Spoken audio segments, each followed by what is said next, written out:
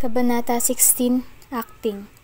Nakapatong ang laptop ko sa aking kandungan habang tinitipa ang ilang kailangan kong gawin. Sa tabi ko ay ang ilan pang plano na kailangan kong aprobahan. I am comfortable doing my work here, kahit pa madalas ang bisita ni Ares. I heard him ordering Amelia to push through the blinds for my office. Sa kanya niya siguro nalaman na gusto ko iyon at ngayon niya lang nakita kung gaano ka-importante iyon. Tahimik ang mga empleyado nang lumabas kami pero hindi nakatakas sa akin ang mapagmasid nilang mga titig. Hinintay pa kasi ako ni Ares na makapagbihis ng damit ko pantrabaho bago kami lumipat sa opisina niya. Nang nasa opisina niya na kami, sa ilang minutong mag-isa kami roon, busangot ang kanyang muka. Nagtagal ang tingin ko sa iritadong-iritado na si Ares. I hated myself for noticing that he was gorgeous even when pissed. Or sometimes I think there's something in his air whenever he's serious. He was imposing and always seemed to dominate the space and people around him. Ngumusa ako at nag-iwas ng tingin dahil lumalalim na naman ang iniisip ko sa kanya. Hindi ko gusto yun. 11:00 nang lumabas siya para sa isang meeting. Amelia inquired for my lunch but I told her that I can take care of it. Pabalik-balik naman ako sa labas para ibigay ang ilang papel na na-review ko na sa team ko. Napansin kong medyo tahimik ang team ko. Natanaw ko si Joey na dumaan lang at hindi na lumapit. He waved at me before he left. Hapon na nang nagtutulakan ng ilang taga-right wing. May dala silang plastic container na may ulam. Nasa labas ako nang natanaw ko silang nagtutulakan palapit at may ilang nakatawa sa likod nila. Sabay-sabay ang baling ng team ko sa kanila. My team was incredibly silent. Si Abel at Carol ay parehong may kuryosong tingin lang, ayaw makialam. Hindi ko alam kung dahil ba yun sa nangyari kanina. Para sa ito, Miss De Alba. Luto ko yan. Adobo nga lang. Sabay hagik-hik at kamot sa ulo. Nagbigay din ng isa. I cocked my head to the other side. Kayo ba yung nagsabi na ipagluluto ako ng kaldereta? Kasi hindi ko maalala na sila iyon. Iba yung naaalala ko. Hindi miss. Nautusan ako ni Anjo na gawan ka kasi biglaan silang may notice ng fieldwork ngayon. Kaya hindi raw siya nakapaghanda. Oh, okay. Thank you Rito. Kakainin ko mamayang dinner. Sige po. Thank you rin. Anito, sabay nahihiyang umatras. Naiwan ulit ako sa opisina ni Ares. Tinanaw ko ang pag-i-install ng blinds. Hapon na nang in-install kasi pinasadya pa ng kaunti ang size. Kaya buong araw yata ako sa opisina ni Ares pero mukhang bukas ay makakabalik na ako sa opisina ko. Hindi pa bumabalik si Ares sa opisina. Ang alam ko, marami siyang meeting sa araw na iyon pero hindi ko inakala na 4:00 hindi pa rin siya nakakabalik. I was productive that day though. I didn't have much time to roam around the floor because I was busy with the financial reports and procurement plan approvals. Nagtitipa ako sa laptop, patapos na nang biglang nakatanggap ng message kay Lana. Lana, nakita ko si Ares sa Italian restaurant sa tapat ng pinagtatrabahuhan ko.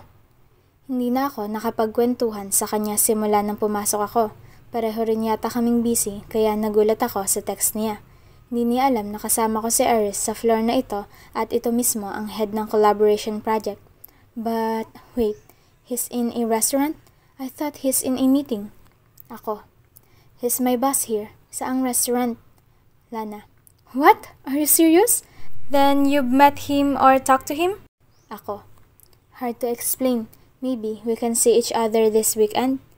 Lana, wala ako ngayong weekend. Aalis kasi may urgent project ang mga Levistes sa Batangas. Isasama ako ng team. Babawi ako next time. Mumuso ako at tiningnan na muna ang message ni Lana. I guess I'll have a boring weekend ha? Magsha-shopping at magpapas pa ako na mag-isa? O hindi kaya'y mag-workout na lang sa bahay? Kauuwi ko lang galing ibang bansa at wala pa yatang araw na nanatili ako sa bahay. Iyon na lang. Lana, he's with the pretty model and TV host. Si Layla Yang. My eyes narrowed. Here it goes again. Ares gazillion fuck buddies. Biglang pumait ang sikmura ko. I don't know who Lana is talking about so I had to Google it. Maganda at mukhang socialite nga ito. Model at pambato sana sa beauty pageant pero naghayag na gusto niya lang maging modelo at TV host. She's also actively involved in restoring coral reefs. She is a magna cum laude in one of the prestigious schools in the Philippines in marine biology. Natulala ako saglit at piniling tigilan ang pagbabasa. Mas lalo lang pumait ang nararamdaman ko. I have lesser achievements than his usual woman and I can't help but compare myself to them. Minsan, may mga araw na nararamdaman kong gusto niya ako noon. Na talo ko ang lahat ng ex niyang kinaiiritahan ko. Pero may mga araw rin, gaya ngayon, na hindi ko lubos maisip kung bakit niya naman ako magugustuhan. Kumpara naman sa mga babaeng ito, wala akong kalaban-laban. Lana. Hello, hindi ka na nag-reply. Pumasok na ako sa office kaya di ko na alam anong nangyari. Baka ka-date niya ngayon, tingin mo. Ako. I don't care at all. It was my sisters who were curious with him, not me. So, I don't care. Lana. Sinabi ko lang naman. Alangan naman si Vicky ang i-text ko. I rolled my eyes at my phone. Lana. Bawi ako next weekend. Maaga akong umuwi. Hindi na nakabalik si Ares sa opisina niya o kung nakabalik man, wala na ako roon. Nag-yoga ako sa bahay pero naputol din kaagad nang ipinatawag ako sa study pagka-uwi ni Mami. We discussed again about many things in the company until dinner. Tahimik lang ako habang nag-uusap si Kuya Bernard at Mami tungkol sa negosyo. Ninanamnam ko na lang ang dinner na bigay sa akin ng mga empleyado. Pinainit ko iyon sa kasambahay at ako lang ang kumukuha sa nakahain dahil may ibang ulam naman kami. I don't think so. Hades isn't married yet. Paano mauna ang nakababatang kapatid? Si Mami. Sumulyap si Kuya Bernard sa akin bago sumagot kay Mami. Hindi naman malayo ang agwat ng dalawa. 1 taon lang, tita. Kaya hindi natin alam. I don't know how the conversation got there, but I continued eating and minding my own business. Kung sabagay, Ares is more serious than Hades. Hades seems to involved with his extreme sports and always traveling. Baka nga. Si Mami. May girlfriend ba si Ares Riago, Relanie? I cleared my throat. Kakaluno ko lang sa kinakain ko at sa akin agad ang baling ng 3 nasa lamesa. I hope I was more attentive so I'd know how we got to this topic. Nakibit ako ng balikat. Hindi ko alam. Kuya Bernard laughed. I see, you haven't socialized yet with your team and other employees? Oh, quite the opposite. I have socialized but we don't talk about Ares, sabi ko. Tumango si Kuya Bernard at nagpatuloy sa pagkain. I don't get what's interesting about Ares' love life now. Sa hapag talaga namin pinag-uusapan. I know, Blakely Ardiente is his longtime girlfriend. Si Mami. Muntik nang pumasok sa ilong ko ang tubig na iniinom dahil sa narinig. Natigilan silang lahat at napatingin sa akin. Bahagya akong inubo at nilapitan ng isang kasambahay para daluhan ako. I held out my hand to stop her from doing anything. I can manage, as long as they let me cough it all off. What the hell? Are you okay, Relanie? Asked Tito Bernardo. Yeah, I'm fine. Nasa mid lang. I cleared my throat again. Napatingin ako kay Mami na hindi na masyadong inalala ang reaksyon ko. Nagtagal naman ang tingin ni Kuya Bernard sa akin bago siya nagpatuloy sa pagkain. Anyway, wala pa rin bang balita tungkol sa plano sa Las Piñas, Bernard? Wala pa, tita. I don't think they'll release anything until it's the groundbreaking or something. Nagpatuloy sila sa pag-uusap tungkol sa negosyo. Nilubayan na ang topic tungkol sa controversial na love life ni Ares. Naalala ko tuloy ang kasama niyang kaninang si Layla Yang. Mami knows Blakely Ardiente only because, like me, we went abroad for years. I guess this Layla Yang is new, huh? Kinaumagahan, masaya akong pumasok sa opisina dahil may blinds na ako. The first hours, it felt great. I peacefully did my yoga without anyone watching me. Kaya lang, noong nag-alas 7:30 na, hindi na ako mapakali. Hindi ako matigil sa kasisilip sa labas kung may dumating na bang empleyado at iba pa. I went out of my office at exactly 8:30. Hindi ko napansin ang pagpasok ni Ares pero tingin ko nariyan na siya. Nilingon ko ang abala niyang mga sekretarya habang hinihintay ang mga output ng team. Ihahatid naman daw nila iyon pero nag-volunteer na akong lumabas para na rin makasalamuhan na sila. Pasensya na, Miss De Alba. Ihahatid ko na sana kaso ang bagal mag-print nitong printer ko. Si Abel habang tinatanaw ako na nakaabang sa kanya. It's okay, I don't mind. Sabi ko sabay baling ulit kay Jerson at Amelia. Nang tumingin ako sa team ko ay natanaw kong kuryoso silang nakatingin din sa akin. Ibinalik nila ang mga tingin nila sa kanika nilang ginagawa nang napansin ko iyon. Abel? Halos pabulong iyon. Miss? Aniya habang hinihintay na matapos ang pagpiprint. Hinahawakan niya ang bawat iniluluwang papel. Pumasok na si Ares? Tumango siya. Kanina po, binisita lang ni Engineer Torres. Nasa loob pa. Ah, okay. Dala ang kanilang mga papel. Pumasok ulit ako sa opisina para trabahuhin na iyon. Lumabas ako ng 10:00 nang napansin na may problema ang isang ipinasa. I glanced at Ares' office and saw Amelia and Gerson out of their table. Umalis si Ares? Napatanong ako kay Abel. Ah, yes miss. May meeting yata sila na importante. I nodded. Carol then gave me the De Albascapes project schedule dahil ako ang mangangatawan sa aming kumpanya at dadalo sa mga meeting na iyon. I went back to my office to finish my work. Buong break time akong nasa labas. Sinisilip ang ibang empleyado. Mahirap na kasi makita ang labas dahil sa blinds ko. Pwede namang buksan iyon pero mababaliwala ang purpose ng request ko kaya hinayaan ko muna. Wala halos tao sa right wing kaya bored na bored ako nang bumisita. Naroon si Joey at ilang saglit kaming nagkwentuhan bago ako nagpasya na bumalik sa office para makapagtrabaho. Nagyayaya si Rina mamaya. Niyaya ka raw niya noong nakaraan. Game ka ba, Ralani? Si Joey. Rina. Why is she suddenly chummy with me? We're not close. I don't even like her. I feel like she likes Ares. She's one of his many willing girls. Magbabar sana kami. Sweldo kasi at alam mo na, katawaan lang. Nahiyang tawa ni Joey. Nakatitig lang ako habang nagpapatuloy si Joey. Kasama sina Abel, Carol at halos lahat ng team mo, miss. Close siya sa team mo kasi part siya ng project sa De Albascapes. Engineer siya roon. Maybe she wants to know me as a colleague or she wants to get something from me. Whatever it is, she won't get anything. I don't really drink and go to bars, so... Oh? Gulantang si Joey. Nagtaas ako ng kilay, hindi alam kung bakit gulat siya. Akala ko lang sanay ka sa ganyan since hindi ba galing kang Amerika? Naintindihan ko kagad ang stereotype. Yeah, but I went there for my mom's therapy and school. Hindi na ako nagkaroon ng time makipag-socialize sa ganyang paraan. Oh, kaya pala, Joey sighed. Kung ganoon, pag-isipan mo na lang. We're not heavy drinkers. Inom lang ng kaunti at sayawan. Alam mo na, miss, pampawala ng pagod sa trabaho.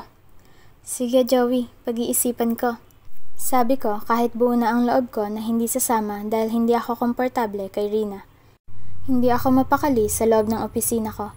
Nang pumatak ang alauna, halos kada 5 minuto ang silip ko sa blinds. Napapatingin tuloy ang mga empleyado sa banda ko dahil gumagalaw ang blinds tuwing sumisilip ako. Ares is in a meeting all day, gaya kahapon. Nga lang kahapon, hindi ako sigurado kung meeting nga ba iyon. Nag-text sila na nasa Italian restaurant siya kasama iyong Layla Yang.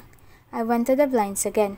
Bahagya kong ginalaw iyon para magkaroon ng kaunting siwang, nang sa ganoon ay hindi ako pabalik-balik doon. I settled in and continued working. It was 3 in the afternoon when I saw Gerson and Amelia.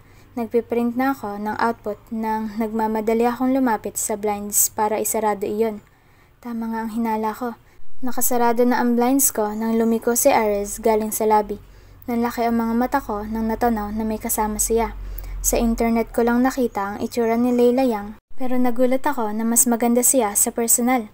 In her short yellow fitted dress, she glowed near Ares. She laughed at something Ares said. Nakita ko ang pagsunod ng mga ulo ng empleyado sa dalawa. Ganoon din ang mga mata ko kahit nasa likod lang ako ng blinds. Natanaw ko silang pumasok sa opisina ni Ares. Ilang sandali akong natulala sa loob ng opisina ko. Sinalo ko ang bawat papel na ibinuga ng printer. Hindi pa natatapos ang isa pang report ko. Nagpasya ako na pirmahan na ang naiprint na para maipasa na iyon kay Ares. After 10 minutes of sorting, I went out of my office. Heads of the employees rose a bit to watch me. I sighed and confidently strutted on Ares' door. Yes, Miss De Alba? Si Amelia na pinigilan akong kumatok. I cleared my throat and faced her. Is Ares here now? Yes, miss. May kailangan ka po sa kanya? Actually, yeah, ipapasa ko tong financial report. Nilapitan ako ni Amelia at inilahad niya ang kamay niya para sa report ko. Ibinigay ko naman sa kanya iyon. Hindi siya signatory nito, kaya pwedeng sa akin na lang muna. May meeting po kasi siya, miss. Naka-appointment sa kanya this afternoon. Oh, sure. No problem. Sige, balik na ako sa opisina. Buti na lang nakapasok na ako sa opisina bago pa uminit ang pisngi ko. Nagmamadali agad akong tapusin ng isang report na signatory siya para lang may maipasa ngayon.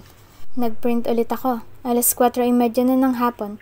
Makapal iyong printin ko kaya medyo natagalan. Nagmamadali ako. Muntik ko nang pinaguhugot ang mga papel sa printer para lang mas mapabilis ang print ko. Lumabas ka agad ako nang natapos. Natanaw ko si Rina, kausap si Abel at Carol. She waved at me. Feeling close. I ignored her and walked towards Aries' secretaries. Tapos na rin ako rito sa plan. Signatory si Aries. Pwede na ba akong pumasok? Tanong ko kay Amelia. She smiled apologetically at me. Ako na lang po ang magbibigay nito kay engineer. Mahigpit po kasi ang bilin niya tungkol sa meeting na ito. Sino ba kasing ka-meeting niya? Medyo tumaas ang boses ko. Nagpapakita ang buntot ng demonyong nakatago sa aking kaibuturan. Si Miss Yang po. May project po kasi sila. Noticing my brewing anger, I backed down and sighed. Pilit na lang akong tumango. Nilapag ko na rin ang mga dokumento.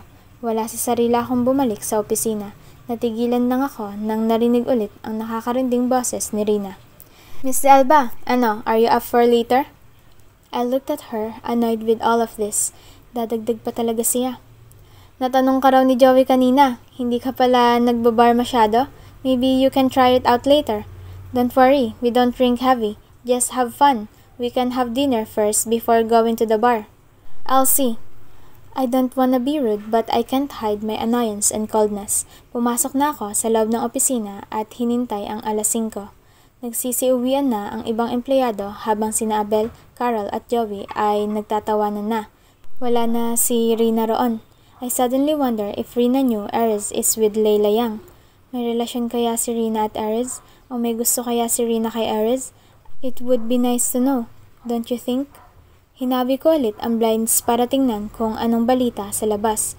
Pero ganoon pa rin naman at mukha pang hindi pa rin lumalabas si Aries sa lungga niya. Thoughts of his past suddenly crawled on my head. Naalala ko noong lumuhod sa kanya si Engineer Santos sa opisina nito. You really can trust him with his colleagues. You are always sure there's something going on. At baka pa pinagsawaan niya na si Rina kaya may Layla Yang siya ngayon. Dinate niya pa sa isang Italian restaurant. Naalala ko noong kumain kami pagkatapos ng trabaho niya. Ganoon din ba ang ginawa niya kay Layla Yang? Hindi ko na maintindihan ang sarili ko. At habang tumatagal na hindi lumalabas si Aries, mas lalo lang akong nagngingit-ngit. Napatalon ako nang kinatok ako bigla ni Joey sa opisina. Sinungan niya ang ulo at hindi na hinintay na papasukin ko. Hindi ka pa ba aalis? Nagpapatay na sila ng ilaw. Haniya, aalis na kami ni na Abel. Kakain lang. I will be damned if I went home in this disposition. Busy sila na kaya mas lalo akong mahihirapang i-distract ang sarili ko. Without thinking much, I immediately get my quilted bag and decided. Sasama ako. Namilog ang mga mata ni Joey. Unti-unti ring sumilay ang kanyang labi. Sure, kanina ka pa namin niyayaya. Tumango ako at hindi na nag-alinlangan. Ayaw kong umuwi sa bahay at pagharian ng maraming kababalaghang iniisip dahil lang kay Aries. I don't care about him. I even hate him. Tumabi lang ako kay Carol o di kaya'y kay Joey sa grupo nang nasa tamang lugar na kami. Kakain kami ng dinner sa isang magandang restaurant. Rina is watching me closely as we eat. At dahil tahimik lang akong nakikisabay sa usapan ng grupo, ako naman ang pinuntirya ni Rina. Mukhang busy si Engineer Riago sa araw na ito. Aniya. Kanina ko pa siya hindi pinapansin. Kung may tanong man tungkol sa kurso ko ang mga ginawa ko abroad, one word lang madalas ang sagot ko at hindi na sinusuklian ng balik na tanong. Yeah. I wonder if she knows Layla Yang. If she liked Aries, she's probably concerned. Sa project yata nila ni Layla Yang, or we don't know. She shrugged. Uminom siya sa juice niya at napabaling ako sa kanya dahil sa sinabi. Ibinagsak ko ang tingin ko sa inumin ko dahil ayaw nang dagdagan ang sinabi. Sa ilang taon ko sa kumpanya, I realized that Engineer Riago keeps flings. You probably know that already. You know him longer. Now, I can't pretend to ignore her because of the topic. Nakuha niya na ang buong atensyon ko. Is she fishing for information or what? I don't know him that much. Oh, hindi ka ba family friend niya? We met in parties, but my parents aren't particularly close to their family. Kung sa bagay, magkaribalang pamilya niya sa negosyo. Rina smiled. Nagkatinginan kami. She's darker tonight with her heavily lined eyes, black dress, and jet black hair. When she pursed her lips, I noticed the mystery and a bit of shyness. Pero iniisip ko rin kung may dahilan ba sa topic namin. Let's go! Si Joey na nagtawag na ng waiter para sa bill namin. I've decided to treat them, so they were all shocked when the waiter said it's all been paid. Nang nalaman nila na ako ang nagbayad, nagdesisyon sila na sa mas maganda at mas magarang bar pumunta at pinangakuan ako na sagot nila ako. Pumayag naman ako at sumunod na. I'm wearing a short sleeve of shoulder nude dress and a Manolo Blahnik stilettos. Gusto ko sanang umuwi muna para magbihis pero kaunting ayos lang sa bathroom at pasado na rin naman ang suot. Good thing I wear these dresses than the corporate and serious ones. Mas madaling lumabas sa gabi kapag ganito. Sa labas ng bar ako nakaramdam ng kaunting excitement. It's been a long time since I went to one that I can't even remember if I had fun the last time. Mukhang umuwi ako noon ng maaga at kung iisipin ang huling punta ko habang nasa Manila ako, naalala ko iyong natanaw ko si Ares na may babae ulit. In my memory, he always had girls, I realized.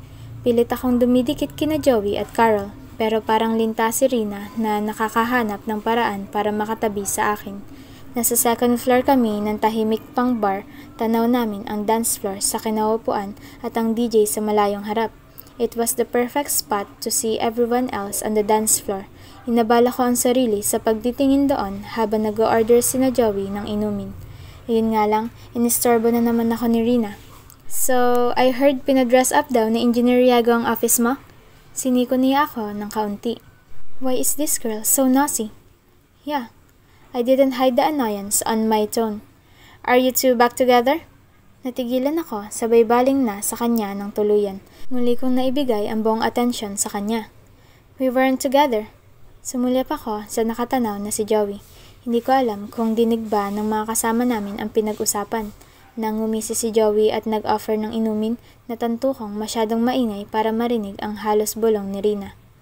Oh, akala ko lang.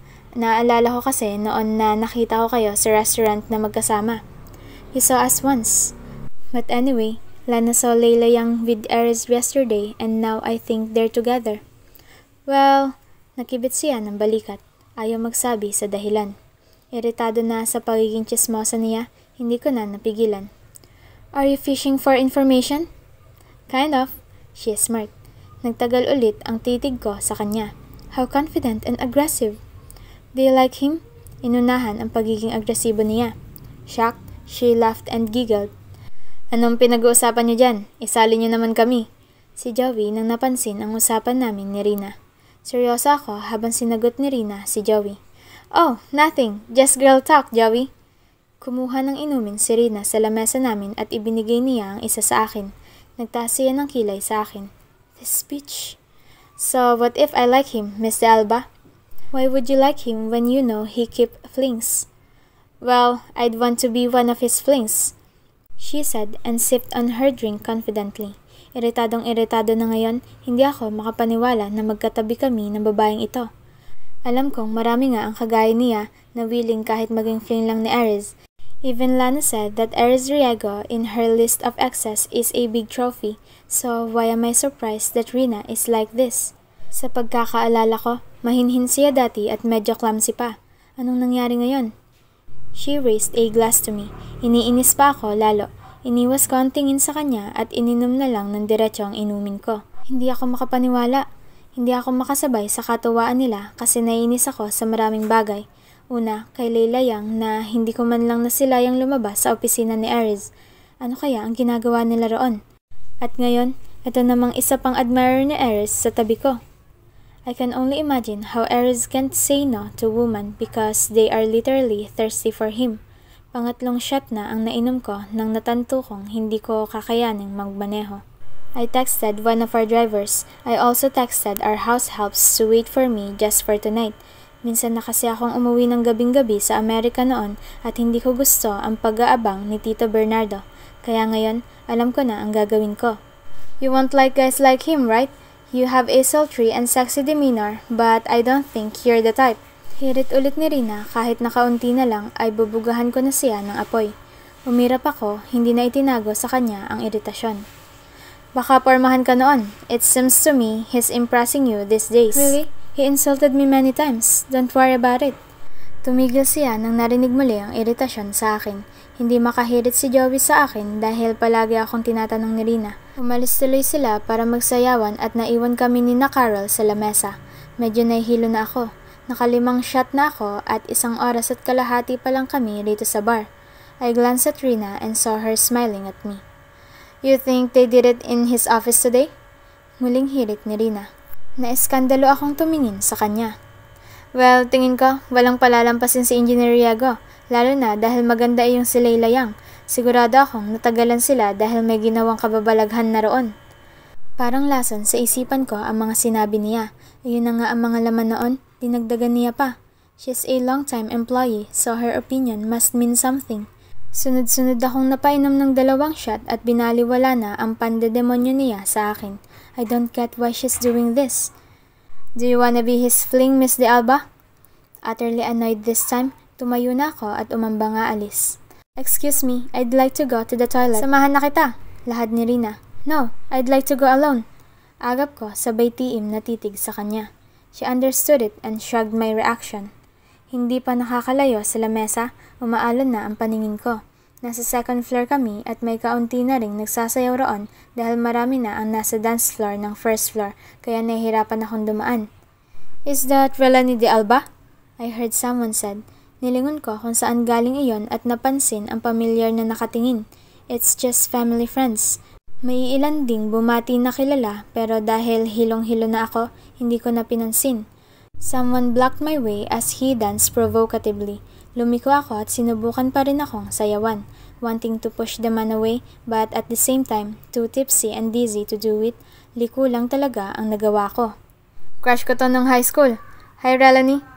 I heard someone but I tried to evade again. The dancing man found me again. Bago ko pa siya maitulak, may humila na sa braso ko. Kabado at bigla akong nagpanik dahil sa nangyari. I pulled my arm out of that someone's hold but his grip was tight. Let me go! I ordered but he only let me go when we reached the corner banister of the 2nd floor. Walang masyadong tao sa parting iyon at kung mayroon man, natanaw kong naghahalikan sa gilid. Aries' dark eyes was darker in the dark, or maybe he is mad. Based on experience, his eyes turned as dark as the storm whenever he's angry. At bakit nga ba siya narito? Bigla-biglang sumusulpot.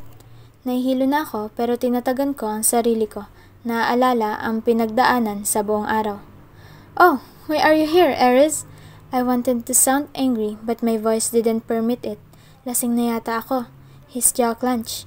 He tried to hold my elbow but I pulled my arm out of his touch. Let's go home. Sa baritonong boses niya. Nasaan na iyong kasama mong si Layla Yang? Lumingalinga ako sa paligid at natanaw na may babaeng nasa dilim. Titingnan ko sana kung si Layla Yang ba yun pero hinigit niya ako at pinabalik sa kinatatayuan. Damn it, you're drunk. He said it like a curse. I'm not. My eyes were red and he looked frustrated. Ayaw mo lang na makita ko, nakasama mo si Layla Yang eh. I tried again but this time he blocked my way with his body. Humakbang siya palapit sa akin at isang atras ko lang tumama ang likod ko sa railing. Tiningnan niya ang gilid ko. Hinawakan niya ang railing para maikulong ako roon. Tinudungaw na niya ako dahil sa lapit naming dalawa. If you don't want to go home yet, then you're not going anywhere this club. Iritado na pinapangunahan niya ako bigla. Walang lakas na tinulak ko ang dibdib niya. Hoy Aries, huwag kang feeling na susundin kita. Hindi na ako gaya ng dati na patay sa'yo. He snorted a bit. His eyes grew darker and imposing. Shut up, Relani. Hindi ka kailanman naging patay na patay sa akin. I tiptoed in the hopes to have our eyes leveled but I am just too short for that. Hindi nga lang ako tumigil dahil gusto kong magkasing tangkad kami. Bumagsak ang mga mata niya sa baywang ko. Hinawakan niya iyon para pigilan ako sa pagtingkayad. Stop that, it's not safe, he said as he pulled me closer away from the railing. Well, guess what? You genius, all-knowing and arrogant Aries Riego. You're wrong. I desperately wanted to say those words all week. Hindi ko nga lang alam kung sa ganitong promise ko ba gustong sabihin iyon. Mas lalo siyang sumeryoso at inabala na lang ang sarili sa pagpipigil sa pagtingkayad ko. I liked you, so you're very wrong. It's sad, you're disappointing. I giggled. My stupid sisters and your ex-fling wanted to get even. They used me. I'll let them use me. In exchange of your crush attention. In exchange of my crush attention. Dahil malay ko ba na magugustuhan kita? Hindi kita pwedeng magustuhan dahil gaya ng sabi nila, ang dami mong babae. I don't like men like that. I don't like you. I even hate you. Stop it. You're just drunk. Let's go. He hissed and tried to pull me again. I pushed him away. Hindi pa tapos sa mga sinasabi ko. How about you, Erez? Mas marahan ang boses ko. Ayaw maging madrama sa puntong ito. Inuwian mo ako sa birthday ko. Kahit nag-aaral ka. Gusto mo rin ako, di ba? Humakbang siya at palapit sa akin. Napaatras ako at muling tumama sa railing. Dalawang kamay niya na ang nagkukulong sa akin doon. Dinungaw niya ako. Let's stop this and talk about it tomorrow. You're drunk. Napapaus niyang sinabi. I giggled. Why don't we talk about it today? Unprepared? Hindi siya sumagot. Iniwas niya pa ang tingin sa akin at inabala ang sarili sa pagpipigil sa mga galaw ko. Did you like me before? Kasi ako, gustong gusto rin kita. Inangat niya ang seryosong tingin sa akin. Let's talk about this. Hindi, ngayon na natin pag-usapan. Nandito ka na rin naman. Bakit ka ba nandito? At nasaan si Leila Yang? Bahagyang tumaas ang hindi ko na makontrol na boses. I have a project with Leila. Now, let's not talk about her. What project is it, and why do you have to talk to her in that restaurant yesterday? My eyes narrowed and he licked his lips. I giggled again. My head feels fuzzy and weird. Oh yes, ang dami mo nga palang babae, kaya ba't pa ako magtataka? Stop acting like you're jealous, he said slowly as if convincing himself. I cocked my head to the other side. May dapat ba akong pagselosan? Umiling siya at huling-huli ang salita. Wala. Pause na ang boses niya ngayon. Hinuli ko ang mga mata niya. Pumikit siya at umiling. Let's get you home, please baby. You're very drunk. You still like me, don't you? Seryoso niya lang akong tiningnan. Problemado. He licked his lips repeatedly as he watched me. I tried to get away even when I don't know where I'm going, but his arms were like steel. I couldn't go anywhere. Tumawa ulit ako. Nababaliw na talaga yata. Kaunting halik lang yon, Erez. Hindi ka na makalimot sa akin. Wala bang panama ang mga naging babae mo? He shook his head miserably. I smirked. Niyakap ko siya sa leeg. I heard his curses but I was too weak to stop myself from anything. Baka binobola mo ako. Malay ko paano pumarma ang mga kaedad mo. Sa dami ng naikama mo, madali na lang sa'yo ang lahat ng to. He sighed and tried to put me down, but I hugged him tighter, losing all of my sanity, thinking that this is just a dream. The moment I get over you, you'd cry a fucking river. I whispered to him with a warning. I promise you that. I already did. He whispered back before everything went dark.